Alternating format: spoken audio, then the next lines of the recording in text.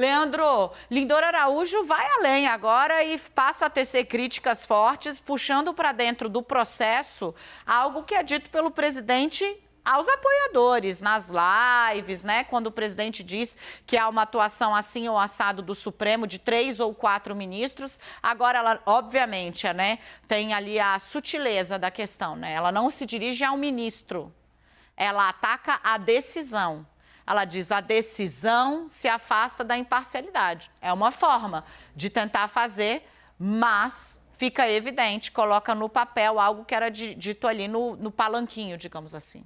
Está documentado com termos mais técnicos e mais, enfim, elegantes do que aqueles que o presidente Jair Bolsonaro usa, mas expressa uma mesma narrativa, para ficar numa palavra também que os apoiadores do presidente Jair Bolsonaro gostam quando falam sobre o Supremo Tribunal Federal. Dani, primeiro, boa tarde para você, para a Renata, para o Yuri, para todo mundo que está com a gente nesse 360, animado, né, depois do sábado bacana que a gente teve aqui no Rio. Uma boa semana para todo mundo, começando já com essa manifestação da Lindora Araújo. Ela se conecta com a manifestação dela de não querer investigar o presidente Jair Bolsonaro por charlatanismo, que foi um pedido de indiciamento feito pela CPI da pandemia, pelo fato do presidente ter muitas vezes endossado o uso errado da cloroquina para combater a Covid-19. A manifestação da procuradora Lindora Araújo gerou uma série de críticas dos senadores da CPI da pandemia, que foram à STF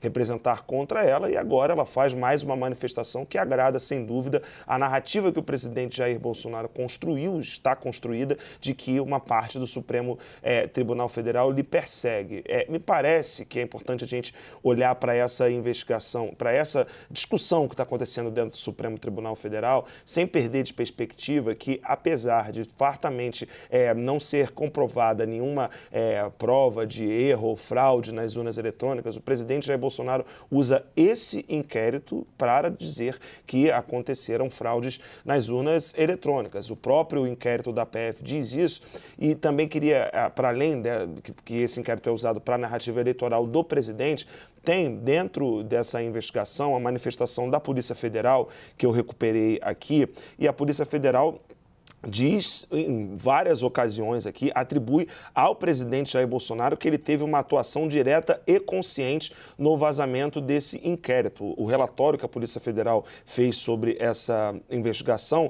é ali do final de janeiro desse ano, e ele mostra ali como o tenente Mauro Cid, o presidente Jair Bolsonaro e outras pessoas participaram para indevidamente vazar esse inquérito. A PF cita, por exemplo, que um deputado usou a sua prerrogativa de parlamentar para solicitar acesso, informações sobre uma investigação e indevidamente usou essa prerrogativa para fazer um vazamento indevido também desse inquérito. Então, uma manifestação da PGR que endossa uma narrativa do presidente Jair Bolsonaro num caso que é bem mais amplo, né? Faz parte da narrativa de informações equivocadas que o presidente faz para poder questionar a justiça eleitoral.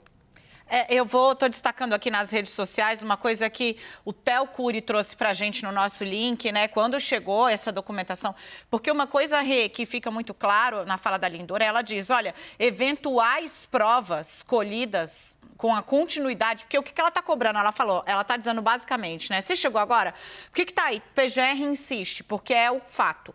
A PGR já tinha pedido para não investigar Bolsonaro nesse caso. A Renata tem a documentação que mostra como a PF entendia que sim, aquilo era algo sigiloso. Tudo bem. A PGR já não quis investigar lá atrás. O ministro Alexandre de Moraes ouviu e apensou a esse pedido de não investigação uma representação do senador Randolfo Rodrigues contra o procurador-geral da República, o acusando de prevaricação. Ele diz, eu não quero investigar, o senador diz, você deveria querer investigar, o ministro junta tudo e pede para a PGR falar. Então, ela volta dizendo, é para arquivar, porque eu não vou investigar.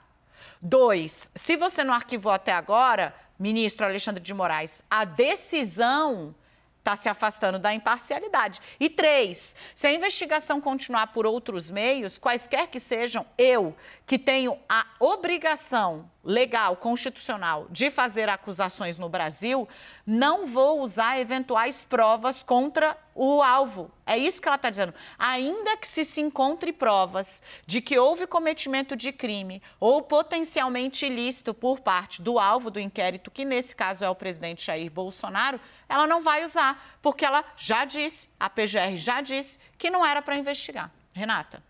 Perfeito, isso me chamou muita atenção, porque é um posicionamento e é um alerta. São as duas coisas ao mesmo tempo, tudo junto e misturado, que a Procuradoria-Geral da República está fazendo. Ela está dizendo, está rememorando o fato de que lá atrás, no entendimento do Procurador-Geral da República, Augusto Aras, ainda que Bolsonaro, quando deu publicidade a esse inquérito da Polícia Federal, tenha distorcido os fatos, Augusto Aras naquela época faz ali algumas menções a isso, ainda que haja outros efeitos da divulgação, não havia crime a ser investigado. Então ela rememora isso e disse o seguinte, olha, diante disso... E eu acho importante, vou interromper, claro, mas só para você frisar, porque é o seguinte, há uma admissão de que o que foi dito, e isso, gente, é usado até hoje. Esse mesmo inquérito foi citado pelo presidente na fala aos embaixadores, de novo com informações distorcidas. É ele quem vem sendo utilizado para alimentar todo tipo de desinformação a respeito de urna até hoje. O Procurador-Geral da República admite que houve isso, manipulação de informação, mas diz isso e crime é outra coisa, então a gente não quer investigar. Segue, Renata. Perfeito, é isso. Então, quando ela rememora isso, ela diz, olha, a partir desse momento não há mais espaço para agir. Porque, sob o risco de uma violação constitucional, e ela resgata, inclusive, o regimento interno do Supremo Tribunal Federal. Então, a partir do momento que Moraes insistiu nesse caminho, ele está atropelando, então, a legislação e o regimento interno e está comprando o risco do que a Dani deu ênfase agora, que é muito importante, de lá na frente, tudo que for produzido ser questionado pelo simples fato de que caberia à Procuradoria-Geral da República pedir novas diligências, né, gente? Novas medidas, novas providências, novas análises, perícia, depoimentos, tudo isso a gente entra nesse termo de diligências. Então, novas ações dentro dessa investigação. Isso cabe à PGR. A PGR disse que não tinha nada para olhar ali, então nada deveria ter acontecido. Então, tem dois efeitos desse movimento que a Procuradoria-Geral da República faz agora na pessoa de Lindor Araújo e não de Augusto Aras, que foi quem deu a primeira manifestação lá atrás. Me chama muita atenção porque esse caso vai ganhando sobrevida e não deixa de ser uma oportunidade da gente trazer aqui à tona e à baila o lembrete de que, ainda que hajam diversas minúcias ao longo dessa investigação, então, a participação, Leandro Rezende lembrou há pouco, do ajudante de ordens do presidente na construção dessa live, né? Quando a gente transmissão na TV Brasil, todo o aparato público dentro de salão oficial, gente. Tudo isso que foi feito, quando a gente lê a investigação da Polícia Federal, para entender se o inquérito era sigiloso mesmo, o que aconteceu, é muito espantoso o fato que o Palácio do Planalto ter se dedicado a montar toda essa estrutura e usar a estrutura do governo para não só dar visibilidade a uma investigação que estava em curso, mas dar às pessoas a impressão de uma conclusão que não existia, apontando para uma falha, uma vulnerabilidade no tribunal, no nosso sistema de votação que não existia e já estava descartado, e ainda por cima, né, a insistência que houve no fim de dizer que não havia nada sob sigilo, quando não é nem a conclusão da Polícia Federal, da delegada que estava à frente da investigação, gente, vou trazer um outro aspecto que está nessa investigação. Eles vão lá ouvir um técnico que foi chamado pelos bolsonaristas para fazer uma avaliação. Um técnico não, um professor especializado. E a PF, nessa investigação, vai lá e pergunta para ele, olha, era tratado como algo sigiloso? Ele confirma, sim. Quando me chamaram, me deram esse alerta de que tinha um material que estava sob sigilo. Então, fica muito evidente quando a gente vê a investigação que quem estava preparando a live sabia da sensibilidade do material, ainda por cima, além de o presidente ter dado um verniz que não correspondia à realidade, que era dizer que aquele material provava que havia uma vulnerabilidade no nosso sistema de votação. Basicamente, se você está tentando ligar o que ao que, o Bolsonaro disse que isso mostra que teve invasão ao sistema das urnas ou do TSE. Falso. Houve um hackeamento do sistema administrativo do Tribunal Superior Eleitoral, onde o cidadão deu uma olhada, digamos, no RH, currículo de ministros que já haviam saído, mas em momento algum, a Polícia Federal atesta isso. Não estamos nós falando. É o que diz o delegado que capitaneou essa investigação.